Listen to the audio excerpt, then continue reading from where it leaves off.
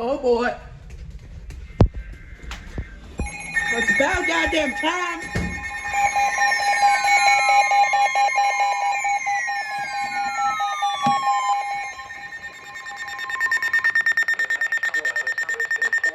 issued a severe thunderstorm warning for southeastern Wise County in north-central Texas, southwestern Denton County in north-central Texas, central Parker County in north-central Texas, western Tarrant County. Okay, it's about goddamn time. Until 11:15 p.m. Central Daylight Time. At 10:18 p.m. Central Daylight Time, a severe thunderstorm was located over Pelican Bay or over Briar, moving southeast at 15 miles per hour. Hazard, 60 miles per hour wind gusts and penny-size hail. Source, radar indicated.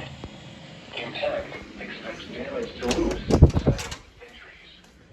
Locations affected include Fort Worth, City, Keller, Southlake, Watauga, Benbrook, Saginaw, White Settlement, Hazel, Trophy Pond, River Oaks, Sansom Park, Lake Worth, Eagle Mountain, Briar, North Richland Hills, Roanoke, Pecan Acres, Reno, and Westworth Village.